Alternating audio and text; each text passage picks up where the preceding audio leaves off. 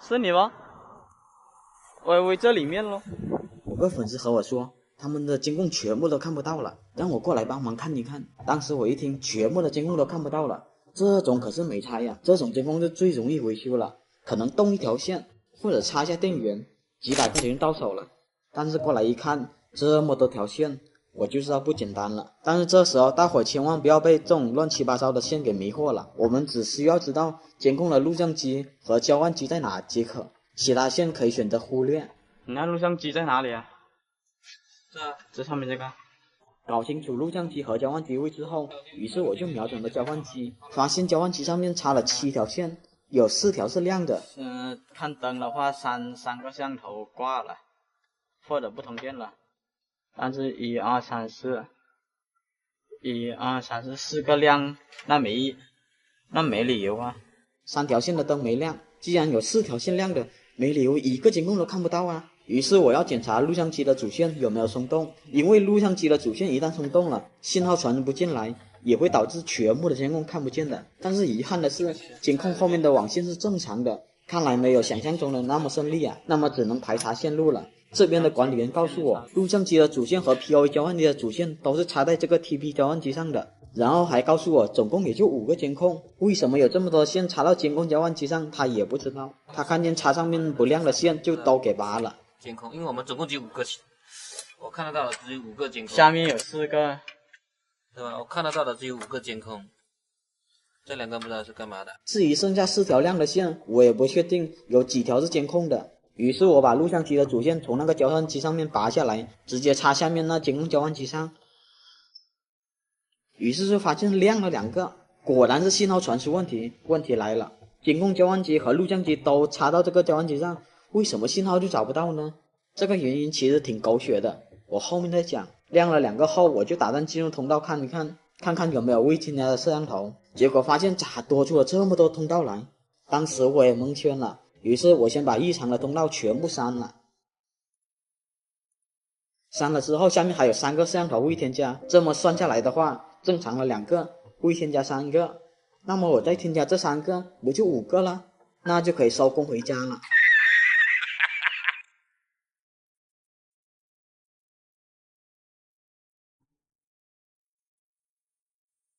看见没？又通了1个。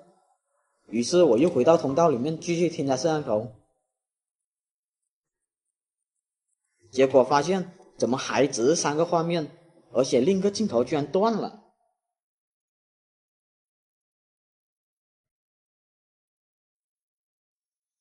不管了，我还继续添加。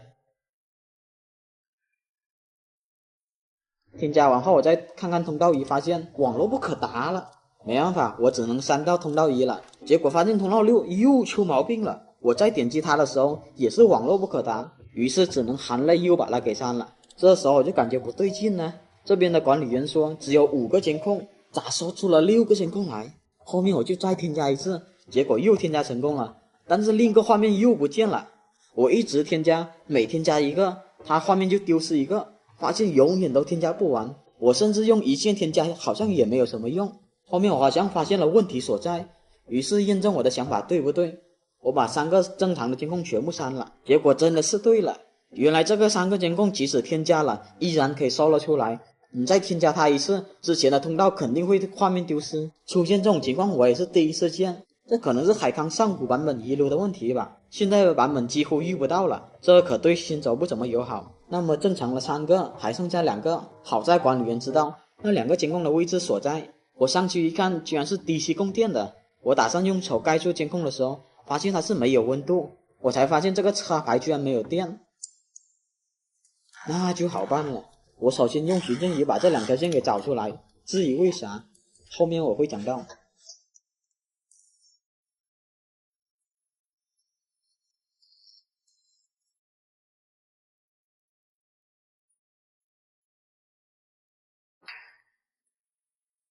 插排没电的原因是强电箱的零线松了，我把线接好后，那2个监控又通上了电。这时候我就要讲录像机、监控交换机接到同一个交换机上，为什么会出现收不到监控的情况？罪魁祸首就是这个监控交换机，它这种交换机是很危险的，是非国家标准的交换机，不管什么设备插上去，它都会放电。我以前一个同事就是插这种交换机，电脑直接黑屏切菜了。这个交换机居然插在普通交换机上面，这个普通交换机居然还能正常工作，算是奇迹了。估计那个口也被监控交换机给电坏了，所以收不到摄像头很正常。这就是我为什么要找到这两个摄像头，因为这两个摄像头插到上面的交换机已经根本收不到了。但是这两个摄像头又是 DC 供电的，我担心这两个摄像头插上去会不会一样歇菜了。于是我看了这摄像头的版本是支持 PoE 的，那么我就放心的插上去了。好了，这样插上去，后面两个摄像头也圆满的添加上去了。至于人家为什么一开始不插 PoE 交换机上，反而用 DC 供电，是因为那个监控交换机是24伏的，而摄像头是48伏的。其实我遇到的狗血内容不仅仅是这些，但是怕视频太长了，所以我就删减了很多。好了，感谢大伙观看到这里，记得点赞。关于 WiFi 的这个视频，我替大伙踩了个坑，大伙看完点个赞就好了。好了，一个下午时间，宽带小哥终于把光纤给牵了进来。我正兴高采烈的给设备通上电，给设备插上电，还有它的腕口插到光芒上就行了。行了，在它开机之前，我当时还是非常高兴的，介绍我家装的 WiFi 是多么的漂亮，多么的实用。但是意外来了，我发现有一个不亮。最后我测了下，只有2个亮。这个的话不是我黑的，我给大伙插上去看一下。不亮，坏了，一次没用过。虽然说挺好看的，装了1年了，但是没通电几次过。一个是没人在家嘛，所以它都不通电的，都是拉电闸的，结果就坏了。原来灯都不亮，只有2个亮。我这边只装了2个，只装了3个，这下只能有2个了。好吧，就这样了。好吧，坏了个也无妨，一点都不影响我使用 WiFi。不是还有2个 WiFi 升了吗？于是我又兴高采烈的连上了 WiFi， 结果发现密码是错的，可能好久之前装的，把密码忘了也正常。我这个人能省事则省事，先用万能钥匙试一试，看下能不能破解。结果万能钥匙也没办法破解，那我只能给设备还原出厂设置了。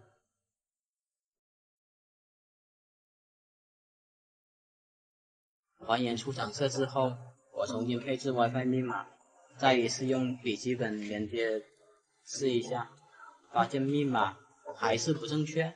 这个我就纳闷了，我刚设置的密码怎么就不正确了？后面我用电脑插入路由器，再还原出厂一遍，再重新设置密码，这回总行了吧？大伙猜怎么着？一样，也是密码错误。于是我再进入那个路由器后台，我有了新的发现，原来之前配过的 AP 并没有跟路由器还原出厂，所以 AP 一直保持着原来的密码，所以密码不正确是很正常的。我打算用路由器重新管理它的时候，发现 AP 让我提供之前的管理员密码，这不是废话吗？我要知道密码还至于这样吗？既然这样的话，我只能把那个 AP 给拆了，用牙签戳一下那个设备的还原出厂键。我用牙签戳了半天，发现好像设备没有任何反应，也可能是牙签太大了，戳不到那个还原出厂按键。但是这个年代你让我去哪里找根针啊？于是我就想到了下午那个宽带小哥留下来的光纤线，光纤线里面正好有个材料，粗细和针差不多。我拿牙签给大伙对比一下，牙签就明显粗了很多。不过剥这个皮还是很费劲的，我费了好长时间才把皮给剥了下来。正当我拿去戳的时候，才发现戳了半天怎么都戳不到那个还原出厂按键。大伙细品吧，难道这个设备压根就没有这个还原出厂按键？大伙别怀疑我戳错洞了，我连状态灯的孔我也戳过了，真的没任何反应。最后没招了，我只能把设备拆了，强制扫码管理才把它解决了。这种情况遇到我还好，要是换做其他人的话，估计真的是麻烦大了。好了，这个就是我家里面安装设备的遭遇，真的是一言难尽了。